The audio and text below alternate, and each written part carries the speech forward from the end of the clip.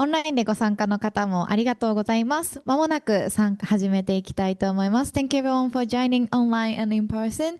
We are about to start our first session today. Our first session today is Thriving in Diversity, Roadmap to Success. This session will be in English. We are going to start in a few minutes.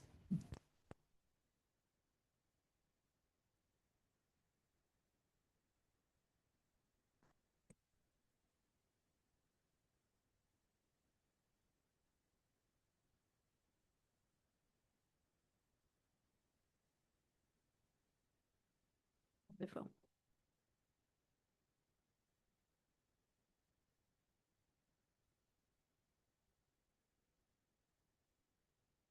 Okay, I think some people are coming back when they get the bridge, so maybe we can start. Okay, so thank you everyone for joining today, and this will be our last session for the Yokohama Connect tonight. Last session for the 2025. So for our session, for our first session is thriving in diversity, a roadmap to success. We have the special guest from Canada today, Hanae Bazad. Thank you for coming. Thank you so much for having me, Kombamba. It's a pleasure to be your guest on this last session. I didn't realize it would be the last session. It's also Christmas soon. Yeah, so. Merry Christmas to everybody. Such a gift. Yeah, thank you very much for having me. Thank you for coming. So today she will be talking about her entrepreneurial journey and what kind of career background she is. And she just finished her book tour, 12 countries last year. So she will talk about what it's all about, and then we will be able to connect and try to learn from her as many as we can. Wonderful. Thank you so much. Yes. So now it's your time to share yourself. Thank you. It's going to be an intimate group, and it's wonderful because it's going to allow for us to exchange. Like I said, my name is Hannah Bezat. I am originally from Morocco, now based in Vancouver, Canada. And it's my first time in Japan. I landed just a few days ago. It's such an honor and a pleasure to be in this country that I had that fascinated me for a long time. I am an impact investor. I have a background as a social entrepreneur. I actually started my career as a digital strategist in Paris about 10, 15 years ago. No, in 2015. So 10 years ago.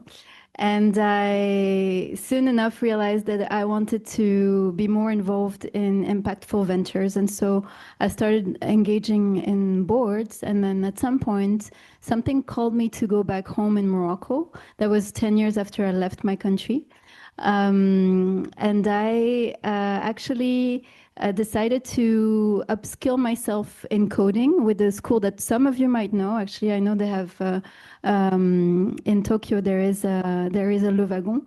So I did Le Wagon in Barcelona, and then I set it up in Morocco as its first African location.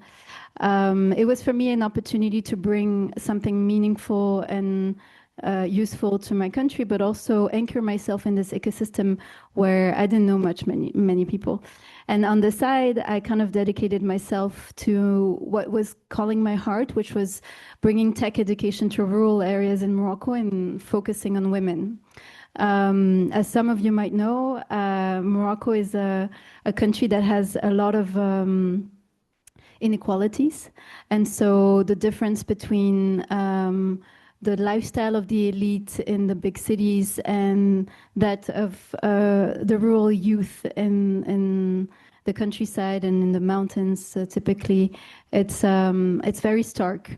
And so I wanted to kind of shape a program that would empower women using technology and hopefully kind of bring them into that space that, in my perspective, could also gain from their views, their worldview. And then as soon as I started this journey, I kind of understood that I was taking part in something bigger. I connected with a lot of entrepreneurs in the rest of the African continent. I kind of realized there was such a high level of solidarity. Everyone was kind of feeling like we're reinventing the present and the future of Africa. All of us share a sense that the world has, or history and the history of colonization has kind of taken away the agency of Africans. And this youth of entrepreneurs and people that take part in accelerators and think tanks and so on are reinventing the future. And so it was thrilling for me to take part in this. And I, in a voluntary manner, took part in setting up what became a foundation, I4 Policy, so using innovation for policy and influencing the adoption of startup acts, which I will be happy to talk more about later on. But also AfriLabs, which is this organization that brings together now about 1,000 hubs all across the African continent, so about 54 countries. And I was just thrilled to see that level of excitement and solidarity, despite the challenges in terms of funding, in terms of recognition, and so on. And so at some point, Morocco, as a country, was invited to join an alliance called Smart Africa, which is a multi-stakeholder organization advising African governments. And a role was created to advise on startups and innovation ecosystems. And so I was kind of invited to apply to this role. And then I moved to Rwanda, which is a country that I had visited twice, that has fascinated me for many different reasons. I think many of you have in mind the difficult history of Rwanda, of the genocide. And now Rwanda actually is transforming itself and creating a history of hope and becoming a beacon of hope for the African continent. So for me, it was very humbling to be there, and also such an incredible opportunity to influence the way African governments, and when I say African governments, we were in liaison with ministries of technology as well as regulators, and our work was presented and validated by heads of states. And so eventually I worked on a Pan-African roadmap for startup acts, taking from the African ecosystems and kind of hoping to be that voice for the governments. And I loved it very much. And also I came across a number of challenges, as you can imagine, feeling and being an entrepreneur and a social entrepreneur at heart, and moving with an aspiration of freedom. It can be difficult and challenging to kind of work in a context that is a bit more bureaucratic. So eventually I decided to come back to my ventures and make sure that they were trigger proof, that they were sustainable, that I could kind of bring them to a place where I could pass the baton and perhaps move on to new challenges. And that's what I did. I was in this period of time making sure that Duartech would be sustainable, both in terms of on the human level and on its funding side. We started from scratch, and then eventually when I passed the baton, we had 9 staff, and we had trained about 500 women, and we had 3 years of funding ahead. So I was very satisfied, and I felt like I could move on to new places and new people and new challenges. And so I moved to Lisbon, which was for me an opportunity to kind of explore regenerative innovation in a country that is so close to Morocco in many ways: landscapes, culture, lifestyle. And I dedicated myself to this book, Being Other, The Beauty and Power of Being an Outsider, which for me was an opportunity to reflect and condense all the learnings that I had come across as a female entrepreneur coming back to North Africa, working in the rest of the African continent, and kind of being in between cultures. And so many discussions, conversations, a lot of research on how do we make change happen? How do we embody change? And how do we do so in alignment with a sense of integrity?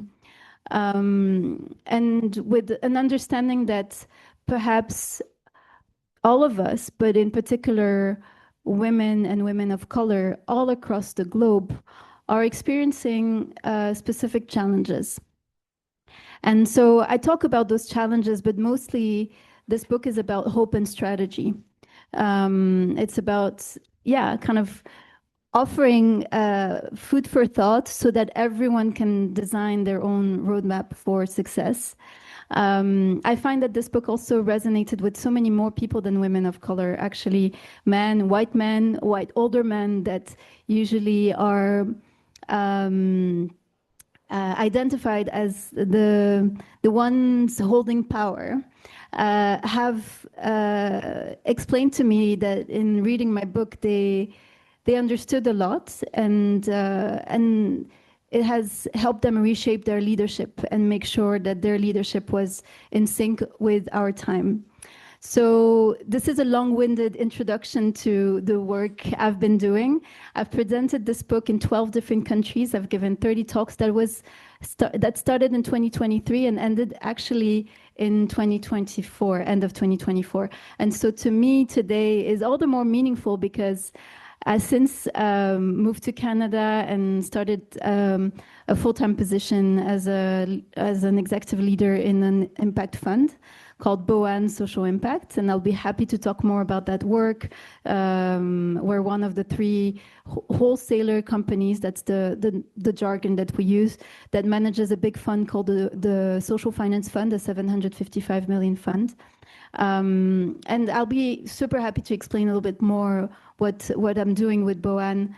But since this is actually the first time I'm going to dive back into the book and just kind of reconnect with that journey. So it's all the more meaningful that it's happening today with you and my first time in Japan. Thank you. Thank you for coming to Japan and sharing your insights. And I'm also really excited. I haven't read this book yet, but being others and talking about your past experience from starting from the like from Morocco and then starting your company or the branches as a low wagon Morocco. That's right. And entrepreneur, then going to the working with the policymakers, and then now you are becoming an impact investor. So such a like various type of the career. So I'd love to know more about what kind of like a leadership strategy. You just mentioned that it's all about the leadership and the strategy, and you said Hope and strategy. hope and strategy. So how that's makes sense, like how we can learn from that, like hope and strategy, but the being other, there's any strategy or the skills we can learn from this. So let's dive into more about the book. That's right. Yeah, so I want to offer a short reading, hopefully short enough to allow for questions. But I want to share with you the introduction just to set the scene of being other, the beauty and power of being an outsider. And I would love to invite you as I read to really feel how these words land for you. And I would love to hear from you when we get to the questions and answers. This would be very interesting. Introduction. The promise of embracing otherness and integrity. The world as we know it, with its mainstream narratives, has vastly ignored the creative leadership of women in general, and Black, Indigenous women of color in particular.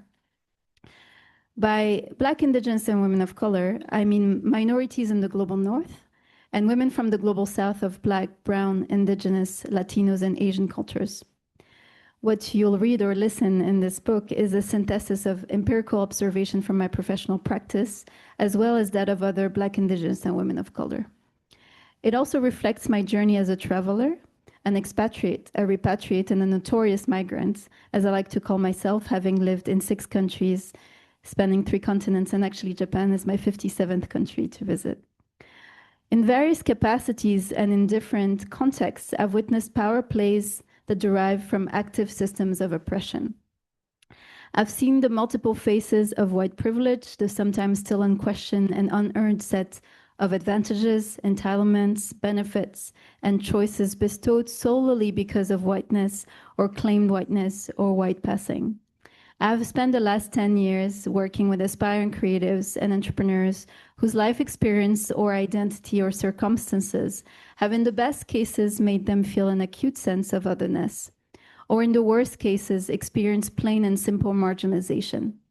They've been othered many times. When I was 25, I was working in Paris in my first full-time job after earning my master's degree. As a junior strategy and management consultant, I had been put on a very large project and I had been assigned an intern. She was an ambitious and talented 22-year-old who worked incredibly hard.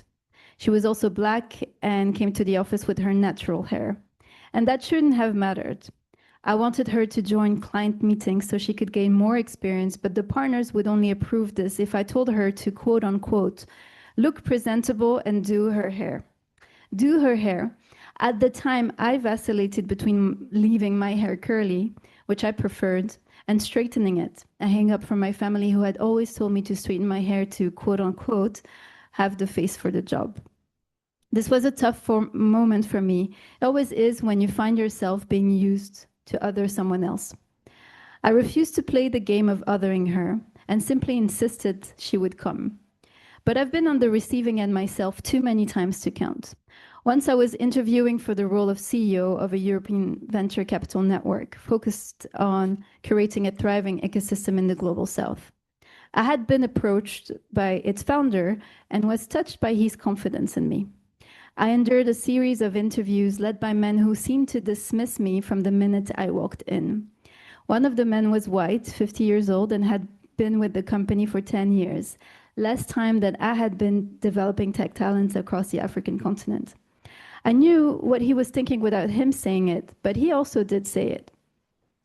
But you're young, he told me. You're a woman. Who knows what life will throw at you in the next few years? He was not so surreptitiously questioning my capacity to lead should I become a mother. I was outraged, and when the rejection came, truly disappointed. I had spent years battling patriarchy and misogyny across my home continent, and I had almost forgotten that patriarchy exists in the West too. This kind of marginalization and incessant othering of the Black corporate worker with natural hair and the Arab African entrepreneur who might dare to become a mother inspires in its victims debilitating fears, with additional pressure while they overcome their own beliefs to bring their vision to a concrete realization. It felt like all I could do was go to other cities, countries, continents, contexts in constant search of newness to stretch my adaptability. I sought places of expansion. Although I have always considered myself an explorer and credit my travels for most of my successes, I must admit that they were at times also the symptom of a sense of otherness that I could not resolve. I left relationships, my family, businesses I created, everything I knew. I was seeking answers that I could not find in the world I was part of or that I had started to shape. I had many questions and layers of unresolved issues. I wanted healing. I read books and studied with teachers and communities. Whenever I heard there might be someone with a special power or gift that might help me, I would show up. I meditated, fasted, and tried plant medicine. I wanted to come to my deepest place of self-knowledge and self-mastery and feel fit for the world again, a world that I hoped would other me less. Although this journey was triggered by fear, I also knew that it was not just possible, but desirable to continue creating projects and generative relationships from a different place. A place of connection, a place where light and shadows were fully known, owned, cared for. A place where otherness was respected, understood, and celebrated. A valuable place. A place of my own healing where I would be safe in the knowing of who I am and that I am. I mostly wrote about the gift of creativity that comes from a strong sense of otherness. It took many uncomfortable and sometimes outrageous situations for me to realize there was a flip side to being othered, which might just mean embracing being other. I felt compelled to pursue my commitment of working creatively toward a contribution to an ineluctable, timely, and necessary restoration of feminine power at the service of the collective through projects at the intersection of technology, innovation, education, ecology, and feminism, and through this book. My focus has been to hold space for other women from the Global South and minority groups and accompany a co-creative process of leadership in action, an atypical leadership, a renewed leadership. I believe that achieving this begins and ends with stories of otherness, stories of failure, and rejection and disappointment, stories of success, all of them stories of liberation in one way or another. I believe stories of liberation, no matter how small, are worth sharing. I believe other stories and stories of otherness need to be told. They need to be brought to light because some readers who are at this stage or in conditions favorable to this message might find some inspiration for their own critical life choices. I'm thinking of all the creative and anti-conformist people in the region of the world I come from, who do not dare do what they crave doing, who do not dare live up to what they are or what they want to become because it's not reasonable, because social pressure and family expectations are so strong, because society is against them and knows better, or because they would be legally at risk, or because we've been conditioned to, better said in French, montrer patte blanche, which literally translates to displaying a white leg, meaning showing a clean bill. We can't just sit back and relax in the thought that progress is inevitable on a steady linear path, and we can just take for granted the wins of previous generations. We can't. They're fragile wins. Regression of freedom for one is regression of freedom for all. Society does not know better. No one knows better. No one knows better than your inner voice. No social convention is worth weakening one's vitality and capacity to enthuse, envision, create, and in that sense, lead. It matters. Anti-conformism matters, for it is indeed a humanism. A few years ago, I met a woman at a cafe in Ramallah. Amazed to learn that I was traveling on my own throughout the Palestinian territories, she said with shining eyes and the so delicious R-rolling singing accent of my parents' generation, "J'espère que vous irez partout. I hope you keep on traveling everywhere." What an invitation. Her own longing and yearning for the freedom I seem to have made me feel even more grateful for my daring spirit and honored to be able to share this fresh perspective to her, the possibility of an unconventional life. What I've learned from my experience is that emerging creative leadership from Black, Indigenous, and women of color needs activation and caring and concrete support. Supporting the rise of diverse, emerging creative leaders means identifying and nurturing such individuals, holding them in their path from triggers to glimmers. It also means transforming society to welcome their talents and contributions. It means change. And by reading this book or listening to it and being here tonight, and thank you again, you're a force for change too. This book is the fruit of a mission that has led me around the world, back home to my roots, and into making sense of my early professional career that took turns I had not envisioned at its start. Much of this book focuses on identifying roadblocks to becoming fully expressed as an emerging Black, Indigenous, or woman of color leader. It's about the doubts, the fears, the feelings, and behaviors we've unknowingly adopted that keep us stuck in a cycle of challenges and hurting. Some of the challenges we may encounter by wanting to bring change, others we may create by inheriting generational identity wounds. This book is about how to end the cycle for yourself and for others. It's about focusing on a conscious genius amidst the spokespeople of the new, the innovators in the space of tech and sustainability who are also diverse. Black, Indigenous, and women of color, for instance. You may learn, as I did, that many of the patterns that block or let creativity flow for the greater good do not entirely belong to us. They could have been borrowed from others in our family, community, nation history, or elsewhere. And when individuals in these circles have been othered and have also perpetuated othering, work at an individual level becomes more complex. But the thread weaving it together is the notion of integrity. It is about showing up true to oneself in all possible dimensions to bring an authentic contribution to the collective. So who am I and how am I showing up?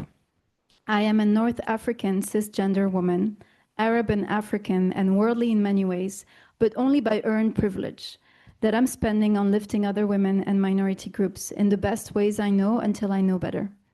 I come with the understanding that the creative leadership I believe in is a commitment to progress. I am because we are. And I appreciate every single person who invited me to expand my horizons and my freedom and assert the sacred integrity of my purpose and my vision. I'm also grateful for those who did the opposite, putting roadblocks in my path out of misogyny or racism or some other twisted power dynamic.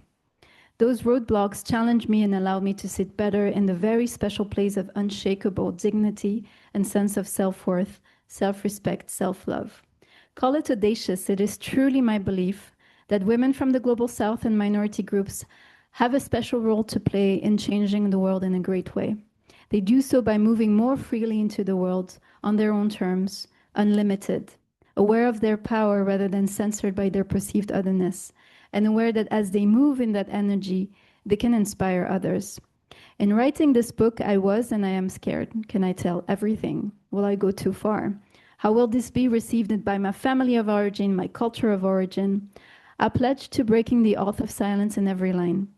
The cultural pressure and unspoken rules of my culture of origin that have constrained my self-expression, asking me to show only the acceptable, the glamorous, the appealing to our Western eyes. Instead, I will show what I truly value, a sense of realness in the experience of being Black, Indigenous, or a woman of color. My hope is that in this book you'll find wisdom, inspiration, and support in your own authentic creative unfolding, because it matters to you and to the world that needs you. Thank you for listening so attentively. Thank you. Thank you very much. So, yeah, thank you for the wonderful leading and thank you for sharing your story. It is such a strange experience. I don't know if some of you may have written books or produced another form of art, but in capturing and having the ambition of capturing thoughts that are fleeting and impressions that are fleeting, but kind of trying to convey a message that still is clear and uplifting to other people. It is an interesting exercise, and it's such an interesting exercise also to reconnect with it, because I have transformed in the last year. The layers of my identity have become more complex. I am now a North African settler in Canada, and in Canada, which is a colonial country, we do something that is called land acknowledgement. So we start our meetings and our gatherings with an acknowledgement of the nations, the First Nations, on whose lands we are living or gathering, and we thank them. And we also acknowledge the complexity of this history. And so there is some density in that, because it's a process of belonging, but it's a process that is called truth and reconciliation, which actually attracted me to Canada in the first place. In thinking about going back in the North and considering whether I wanted to go back to Europe or be in North America, Europe felt to me, as much as it is home to a certain extent. When I go back to Paris, I lived there for 10 years. I have many friends and so on.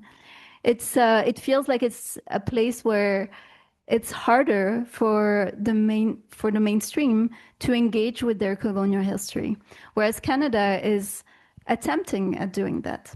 And so in the last year, I've rooted myself in British Columbia. I have taken part in some gatherings where we do land acknowledgement.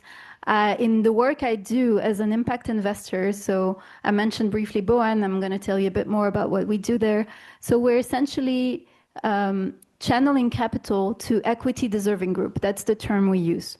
And equity deserving group is encompassing of First Nations, Indigenous people, as well as women, as well as gender diverse people, immigrants. It is a wide group. Like, we have many categories, and then we focus on five verticals. So affordable housing, indigenous economy, community development, food and agriculture, health and wellness, but also, and that's why I said 6, climate, which is meant to be across all of the other verticals.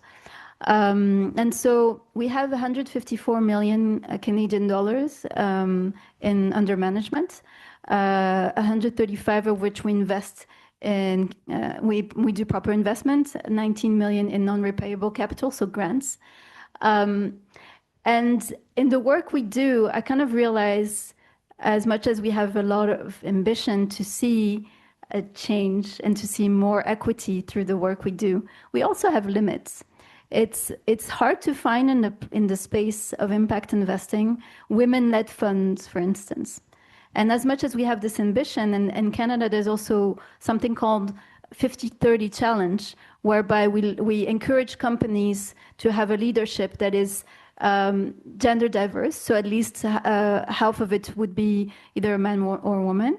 And the 30% would be from other equity deserving groups, so at other ethnicity than white. So I find that I really appreciate kind of the intention and the hard work behind trying to create that much diversity. And then at the same time, I must recognize that in the way or in the work we've been doing, we came across challenges. I came across challenges just recently, trying to support a female indigenous-led fund, and they were first-time fund managers. And usually because they're first time, they're going to have a harder time in fundraising. They're going to be frowned upon, looked down on. And on top of that, actually, they embody exactly what I'm sharing in this book, which is another way of doing investing. And so they are trying to create a culturally appropriate vehicle for their community that is matriarchal rather than patriarchal. And I can see the gap in the way we function as an organization that is still anchored in a colonial approach that's rather patriarchal. And so it's been super interesting. I'm just giving this as an example, which obviously I'll be happy to dwell upon if there's interest, but it's been super interesting to, see how this complexify in the context that I'm at, in a country that is meant to be one of the most advanced country and when it comes to diversity. So there's a lot of great points, and still where it makes me realize that we're globally, we're still far away from that vision that I'm talking about. Thank you. So I'm gonna ask like a couple of questions, and then I will also open for the audience who wants to ask some questions later. So those who are listening online, you can also ask question in the chat box. So one question is, you said like you have lots of experience as a minority, and there's many like a judgment by others, and that's kind of be the challenges for you to be the position where you deserve to be. So, and also like, I actually completely misunderstand the title being other. Being other means like put yourself in someone's shoes. Like you are trying to compassionate about or be more careful or be more mindful to understand someone's perspective. Like being other means like you will be not in the group or you're feeling that you are the outsider. Well, I liked your interpretation because the book is also one of the key messages is inviting into more compassion, but also heart-led leadership. Otherness and being othered has been more popularized in English and in English contexts, whereby you're being kind of pushed away because you're different, because of one of the characteristics of your identity, whether it's your ethnicity, your gender, your sexuality, whether you're documented or not. Actually, for those of you that are interested, I very much encourage you to look at there's a wheel of such characteristics that is now being taught in certain universities in the US and also in Canada. The US now has vastly been on a path of regression, sadly, in the last year. But this work has been foundational and for many decades now. And so for me, coming across this word, because to be honest, I didn't start my career thinking, oh, I'm a minority. I started my career thinking, I have been studying in France. I've received a scholarship for excellence. I've been multiplying dual degrees and working on the side. I'm a very motivated, dynamic person. I'm just going to do so well, right? And then once I kind of started coming across challenges that things like, oh, your first bonus, even if you're top tier of your company is lower than one of your peers' bonus, even if they haven't performed as much. Or the negotiation between you and this other entity becomes slippery because they don't seem to respect you as much. And then when I kind of made a lot more research and understood that this was not just me as an experience. It was the experience of many young people, many women. And it kind of, in a way, was liberating because it felt less alone, but also it was infuriating because it felt so unfair. I had a new point of reference then of, okay, well, then that means I've been representing and embodying the minority. And it was a big work to kind of just accept that, going from the naivete of, oh, I'm just going to do so well because I have so much ambition and talent and gifts, to actually, I have that. And also the environment is perhaps not so prepared to embrace it and nurture it. And so how do I negotiate my way into a place? And so this is what the book is about. So it's the journey and also echoing some other stories of people that have experienced it themselves. So how to utilize your otherness. Exactly. How do we transform from, oh, this is so unfair, and in a way I'm being a victim of a different worldview, to absolutely not. I own my story. I own who I am. And so I'm going to make it a superpower to actually bring maybe something different to an organization, to an environment, and also be as demanding, you know? And so today I kind of realize, because these experiences actually, at the beginning at least, they tend to impact your confidence. You know, you don't feel so safe or secure. You're always triggered. And then over time, you kind of like just build your confidence yourself. And now what I'm seeking and what I'm demanding from my workplace is alignment. So alignment in terms of values, alignment in terms of respect, transparency, vision, and so on and so forth. And I think this shift has been the transformation that otherness has allowed. Interesting. And there's a theory or method we call outsider mindset. So being outsider, you have a fresh ideas. Like everyone will not know because they live there for so long. They think it's just normal. But people can realize, okay, we can improve like this so easily because you're the outsider. And also the data shows in the unicorn in the States, more than 50% or 60% a unicorn founder is not from America. They are all immigrants. That's right. And then including the board member, it's like more than 80%. There's some immigrants in the board member that can bring the success to the innovation. So I also want to ask one more question before pass to the audience. Since you're doing like investor role right now, and investors, the world of the investor, it's huge, like monoculture space from my perspective. And how are you using your otherness, like being like a Muslim woman, young investor, and then how you use that otherness to have more success or have more innovation as a lot of the investor?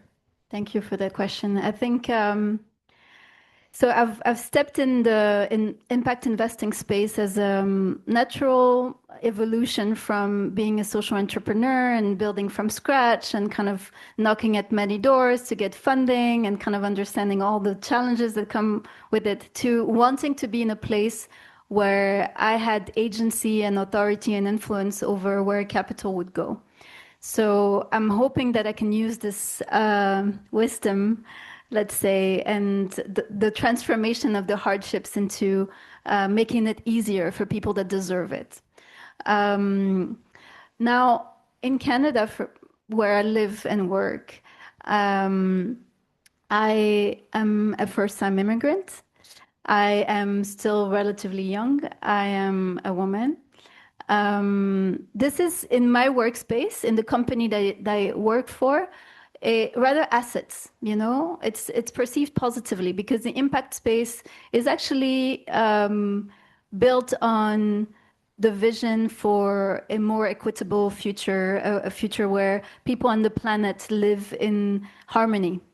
Now, the way the impact space operates is, in my perspective, in a sort of dichotomy. We have this vision, we have these aspirations, and yet we use the tools that have been built in another new capitalist context. So when I say the tools, it's typically the types of grants, agreements, financial vehicles. And we can see some innovation here and there, community bonds typically that are trying to kind of gather a bit more of the collective wisdom. And, you know, it reflects a little bit of what's happening in tech in terms of crowdsourcing, crowdfunding, and so on. And blended finance is also a space where we can try to be a bit more creative. But mostly we use the tools that have just been designed with another mindset and another approach that is more extractive. And so navigating this space with discernment, with this understanding that we might be limited in the tools, so we need to be a bit more creative and also make sure that relationality is important. I told this to my team last week. Relational integrity is fundamental to me. And so being outspoken about these without having to be, you know, more daring than the norm, just being honest and having the courage to be honest. I think you might have understood from what I read in this introduction, there's a lot of vulnerability in this. Most of the time in the workspace, we're not allowed to be vulnerable. We have to kind of show the face of knowing and kind of executing and so on. And I think it takes courage to be confident enough that you can be extremely competent and be allowed to be authentic with your own vulnerability. It doesn't have to be a performance, it doesn't have to be a show, but speaking with integrity is important. So I come from Morocco. In Morocco, we have this notion that I think is a beautiful notion to bring into the business world. It's called Nia, which means clarity of intention. You need to move into the world with like clear intention or clean intentions. And so in this kind of cultural context, even if you are an outsider or you don't belong to a certain place and you're just coming there, and there's a little bit of like a heart-to-heart speaking, and it's allowed and people feel it. And so for me, integrating these aspects of my identity and myself into how I relate into the world of impact investing is important. Discernment is important. And then it's also about being ambitious enough. We have to be ambitious because if you look at venture capital, for instance, only 2% of venture capital goes into women-led ventures across the globe. Nowhere in the world is better. And we have to do better. It's for me, absolutely infuriating. I've had a hard time finding the word. And so what I'm doing on top of my work at Boan is typically I'm an angel investor, and I set up the Vancouver chapter of an organization called Thousand Faces. Maybe in the future there will be someone in Japan or many people in Japan interested in kind of creating a chapter or joining the program and creating a chapter. This organization actually trains women or underrepresented people. And you know, sometimes we emphasize women, but actually we've had men in the program and men that just believe in the same things because they want to be allies. They want to be supporting this change. So they train and they interact with 10, 15 wonderful experts. And then this community is about 8,000 people around the globe now. So the whole point is to have more different people that are angel investors that can invest in other companies. So to have more diversity as investors, you can predict that diverse founders will receive more capital. And so we started this in Vancouver, and now we're doing gatherings, and it's wonderful to see many more people stepping into that space. Many women actually want to become investors, and they were a bit shy or afraid. So it takes a little bit of that. It takes being a first mover. It takes a bit of community organization to then just really give courage and confidence to other people that we can do it. Thank you. So there's so many insights shared by Hanae. So I like to also ask from the audience if you have any questions. If you want to ask question in Japanese, that's also totally fine. I can translate. My Japanese is very weak. I've I taken a can do class it. just before coming, but もし、I'll オ do ン my ライ best. ンで日本語で質問したいという方もいらっしゃったら、私の方でサポートというか翻訳しますのでお伝えください。マイクお願いしていいですか？ありがとうございます。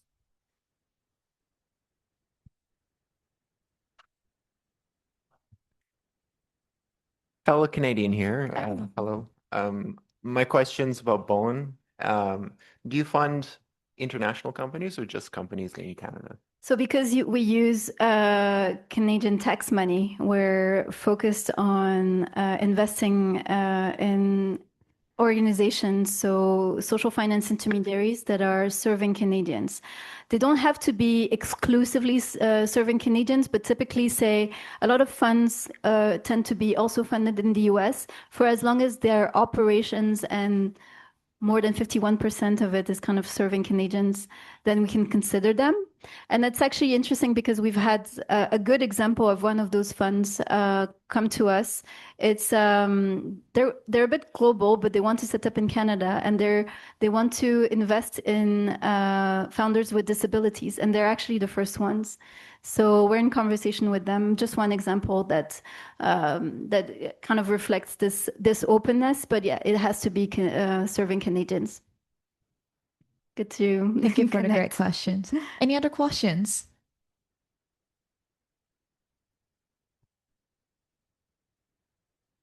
Yes. Thank you for sharing beautiful insight and your experience and your original thought. Maybe you already explained, go through this, your career background.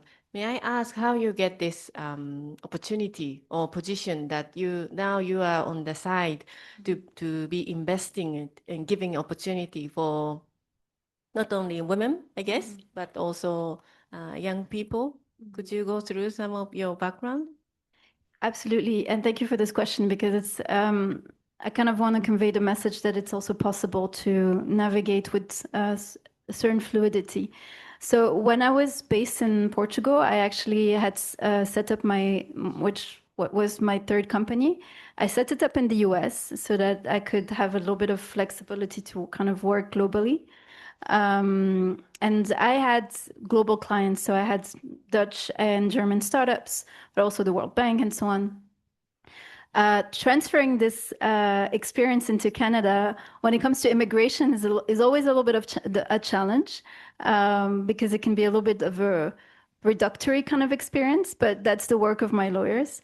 My last client last year was SOCAP. SOCAP is actually the biggest gathering of impact investors in North America. That's in San Francisco. And because I had experience in emceeing events, I had organized a festival in Morocco, a business festival in Morocco, just 6 months earlier. Someone from the SOCAP organization, with whom I was also connected through a global network called the BMW Foundation Leadership Network, Responsible Leadership Network, and also through another one called Nexus. I give those names because maybe some of you are interested in the impact space, and then you can look them up because they're interesting. They're great networks. So she asked me to co-MC the event with her. And in doing so, then I had, the exposure to 2,200 investors, not all of them in Canada, but some of them in Canada, among which the people in this company. So interestingly, I don't think they remember necessarily me emceeing, but when I saw the position that they had just a few weeks later, that really felt like a fit for me because it was about it's Director for Engagement and Market Development. So it's about helping fund managers, and particularly first-time fund managers, structure their own vehicles. So there's this relational kind of element into it, but also it's about launching a platform called the Social Finance Hub, which is actually Canada doesn't have this platform yet. Other countries have it, and so it's much needed for Canada to have something like that. A platform whereby you can see all the investors, all the social finance intermediaries, all the social purpose organizations. So a directory with this information, as well as a learning hub. So all the learning content that each of these organizations are launching or giving access to, dynamic mapping of the ecosystem, and so on. And so I was asked to lead this work.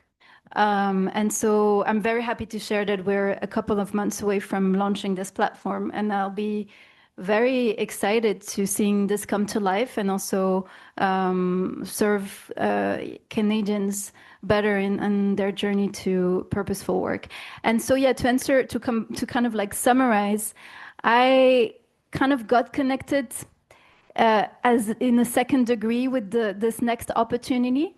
And then it was easier for me to come to them and just make myself known, which is particularly important when you're navigating different geographies. Like, say you spend a portion of your career in one country and then going to another country that may not be as integrated with the rest of the world. It's important to be able to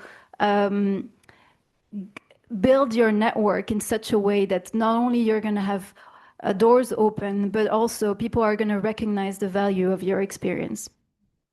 It's really interesting that the strategy may be about how to increase your visibility.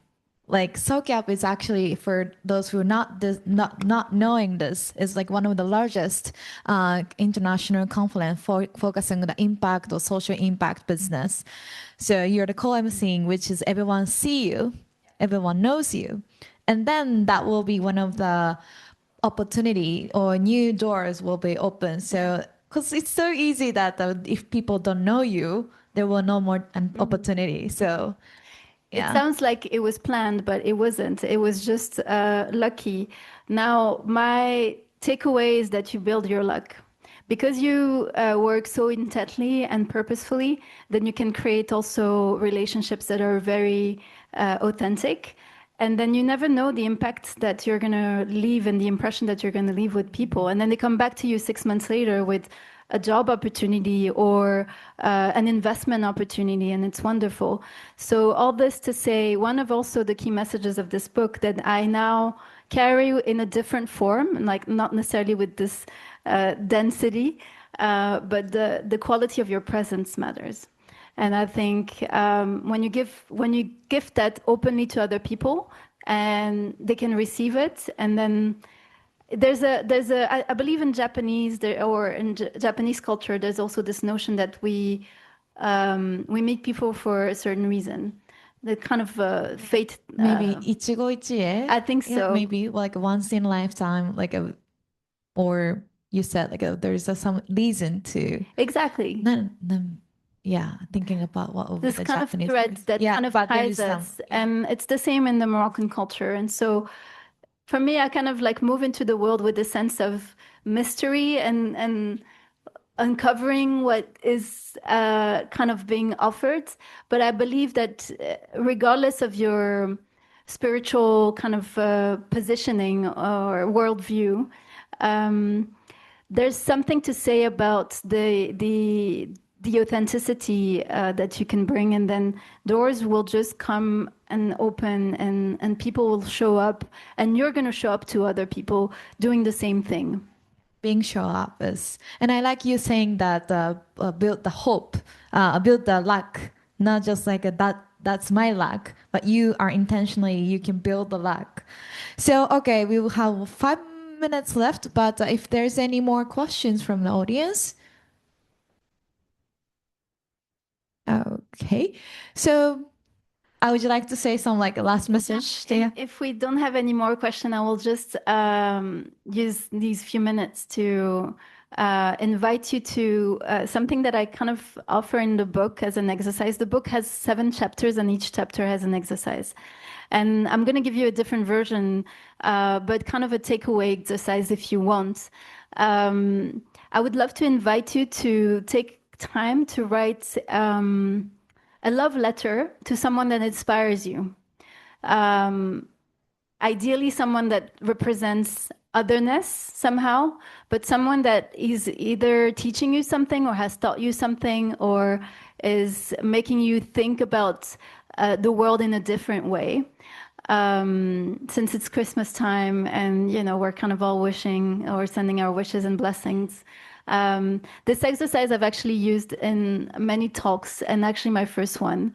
And we moved from this love letter to a Black, Indigenous, or woman of color leader to then a second love letter to oneself. And I can tell you, it's been so moving. People have had tears in their eyes. So I'm hoping that at a certain point, if anyone is interested, maybe I can send you the exercise and you can do such a workshop here. But yeah, it's kind of an invitation if you'd like to kind of continue this thread. Thank you. Like, since it's holiday season and in Japan, the New Year is actually more important for our culture, and we have the called the Nengajo, which is the postcard we sending each other for celebrating the New Year's. You usually have like show message. So if you have anyone in your mind that gives you some inspiration, please like please write some letter to them, and that will be kind of good reflection for you what kind of like the great resources, a great supporter you have, and that will be like empowering, and maybe that's also going to you also empower someone in your space to be a more better leader. So thank you very much for your wonderful talk. Arigatou gozaimasu. And Thank you, everyone. thank you everyone for being here, and happy holidays. Thank you. Please ask a round of applause to her. オンラインの方もありがとうございました。Thank you very much for joining online and happy holidays. We will have next session will be from 6 p.m. and the session will be in Japanese. 次のセッションは6時から、日本語のセッションとなります。皆さんありがとうございました。